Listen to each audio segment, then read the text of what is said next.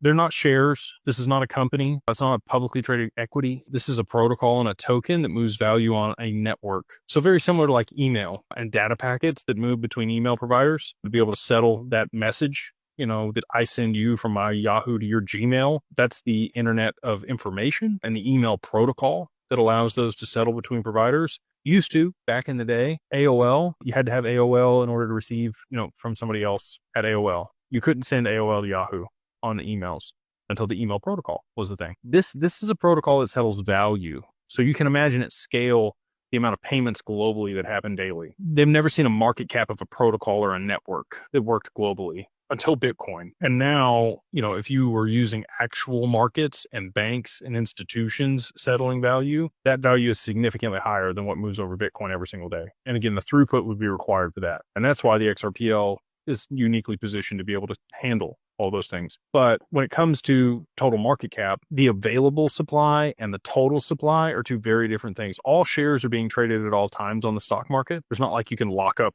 shares. I guess you could borrow margin against them, but just like Bitcoin, I think Satoshi's going to move his Bitcoin also. So watch for that. That's going to be a sign of the end for Bitcoin, but that's 1.098 million Bitcoin that's locked up in those 20,000 wallets that has never moved. It's not available. Can't trade it. Same thing for XRP. There's over 48 billion XRP in Ripple's escrow, not tradable. So, if you just took that off the table, you got 52 billion in available supply, but that's not what's available on exchanges.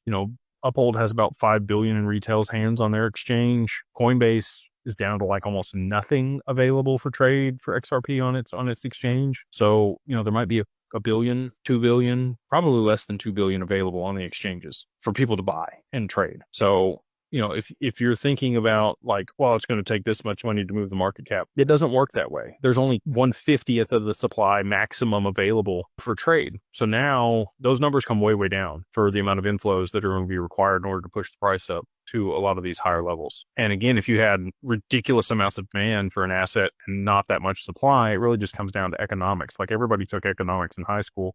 Supply and demand drives price. And the market cap is going to look kooky to people. It's going to be numbers that we've never seen before. But like 10 years ago, if you told somebody that there was going to be $1 trillion company, they'd have called you crazy. And now we have multiple $1 trillion companies. So it's not that crazy to me to think that these protocols could be worth quadrillions, pendants.